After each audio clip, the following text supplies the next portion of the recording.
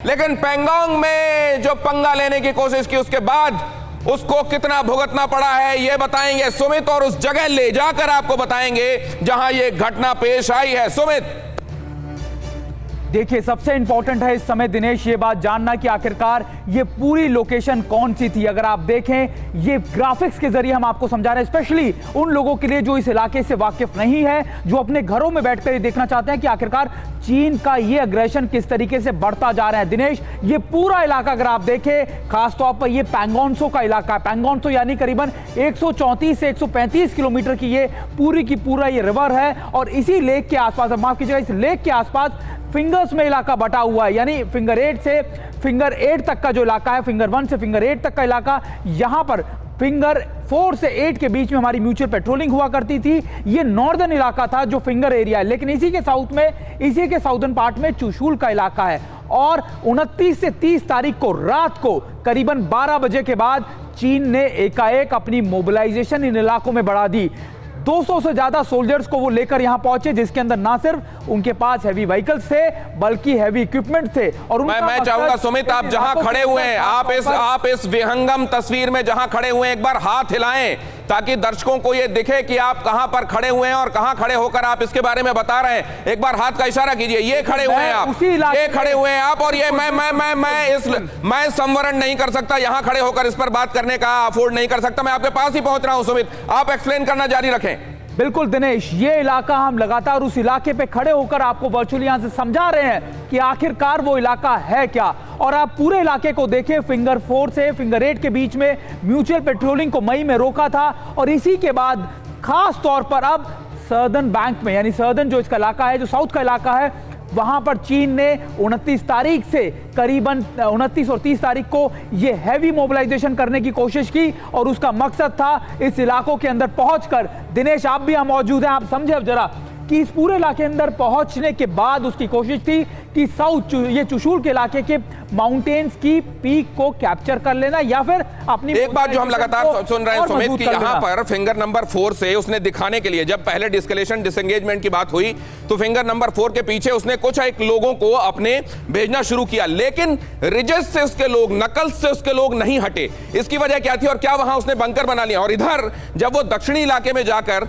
घुसने की कोशिश कर रहा है तो क्या उसको रीइंफोर्समेंट मिली होगी स्पैंगर की तरफ से, या पैंगोंग की तरफ यहीं से बोट के जरिए उस तरफ ले जाए गए होंगे सैनिक? देखिए, एक चीज मैं आपको बता दूं, हमेशा से कहा जाता कि पहाड़ी इलाकों में, माउंटेन वॉरफेयर में, माउंटेन इलाकों में आप तभी मजबूत हैं जब चोटियों पर आप बैठे हुए हैं, यानी आप जितनी ऊंचाई पर हैं, जितनी ऊंचाइयों पर आपकी पोस्ट है, आप उतने ही ज्यादा मजबूत हैं। चीन इन इलाकों में यही करने की कोशिश कर रहा है, और ये जो स्टेटस को बदला है दिनेश, ये इसी स्ट्रैटेजी का पूरा पार्ट। और अगर आप देखें, मई महीने के बाद फिंगर 4 की रिजिस पे बैठ जाना, जब डिसएंगेजमेंट की बात हुई तो दिनेश सबसे खास बात है कि लगातार चीन उसके नीचे से तो हटना तैयार हो गया, लेकिन फिंगर 4 की रिजिस पे से नहीं उतरा, यानी पहाड़ी की ऊपर ऊंचाइयों से नहीं उतरा। और अब दोबारा से आप मान के चले, चुशूल के पास जब वो पहुंचा तो उसने वहां पर उसी तरीके की स्ट्रैटेजी अपनाने की कोशिश की। लेकिन ये जो इलाका है, इसमें दो चीजें भारत के लिए चैलेंज थी। एक तो ऊपर चढ़े हुए चीनी सैनिकों को नीचे उतरने के लिए कहना,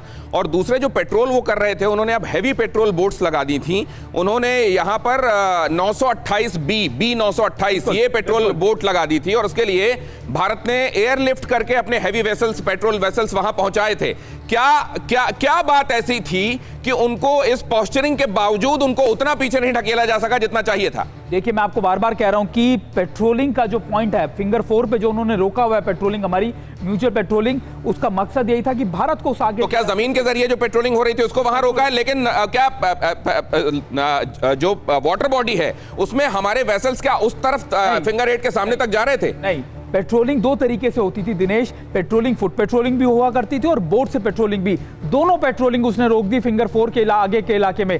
और अब अगर साउथ पार्ट के अंदर चुशूल की हाइट पे वो बैठने की कोशिश कर रहा था, तो इसका मकसद मानिए कि ना सिर्फ फिंगर 4 के हाइट्स पे से वो हमारी मोबिलाइजेशन, हमारे इंफ्रास्ट्रक्चर को देख पाता, इनफैक्ट उसको रोकने की भी कोशिश करता, और वही वो चुशूल में भी करता। और इन इलाकों के अंदर कोशिश करना या फिर बैठ जाना, इसका मतलब वहां से नहीं हटना होता, क्योंकि ये स्टैटिकल पोजीशन, ये टेक्टिकल पोजीशंस आपको बहुत जद्दोजहद या बहुत मुश्किल से मिलती है, और चीन ये बात जानता है कि वो पोजीशंस अगर उसने अटेन कर ली है तो वो वहां से पीछे नहीं हटेगा। लेकिन भारत की तरफ से कड़े शब्दों में लगातार यही कहा जा रहा है कि आप बातचीत, जो आप लगातार जिस बातचीत का ड्रामा चीन कर रहा है, वो बातचीत तभी हो पाएगी जब आप डिसएंगेजमेंट पूरी तरीके से करेंगे। और स्टेटस को दोबारा से तोड़ना ये बात दर्शाता है। सुमित, एक बात और समझाइए, ये बातचीत का कोई बात और नहीं। कौतूहल दिमाग में आ रहा है कि क्या ये जब इन्होंने फिंगर 8 से फिंगर 4 तक वो ब्लैक टॉप रोड बना ली थी, क्या ये करगिल के समय जो उन्होंने ये काम किया कि पहले ये कच्चा रास्ता बनाया और उसको फिर बाद में ब्लैक टॉप किया, क्या ये पहले यहाँ पेट्रोलिंग वैसी नहीं होती थी, उतनी सघन नहीं होती थी, हर समय हर सीजन में नहीं होती थी? क्या उसी का फायदा उठाया क्या इन्होंने यहाँ तक पहुंचने? चाइना एक बहुत मेजर चीज पे काम करता है, एक स्ट्रैटेजी पे, वो है सलामी स्लाइसिंग।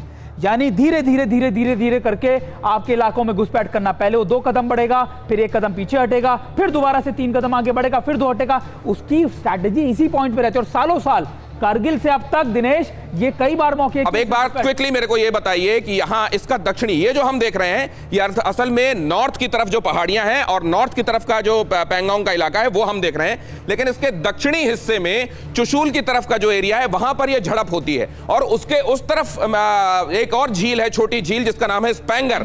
क्या इसका रणनीतिक, क्योंकि बीच में ये पता चल रहा है कि पैंगोंग और स्पेंगर के बीच की जो जगह है उसमें एक ऊंची चोटी है जिसमें इसने एक पोस्ट भी बना रखी है जिससे चुशूल पर निगाह रखने की कोशिश करता है। क्या वहां पर कब्जा और बढ़ाने के इरादे से किया गया है? देखिए, आप जो स्पेंगर और पेंगोंगसो की बात कर रहे हैं, लगभग ये इलाके वहीं के हैं। बिल्कुल सही कहा आपने। ये स्ट्रैटेजिकल मूव इसीलिए किया गया कि एक चोटी नहीं, यानी मैं आपको बता रहा हूं 2 से 3 जगह कोशिश की गई। और दिनेश, 2 से 3 जगह अगर इतनी मोबिलाइजेशन आप लेकर जाओगे और वो भी रात को, और आपका कोशिश होगी कि हैवी इक्विपमेंट और व्हीकल्स के साथ आप वो डिप्लॉयमेंट करोगे, तो उसका मकसद वही था जो उसने फिंगर मकसद वही था। अब ये मकसद सामने दुनिया के सामने उजागर हो चुका है और ये भी कि इस मकसद को किस बुरी तरह नाकाम किया गया है।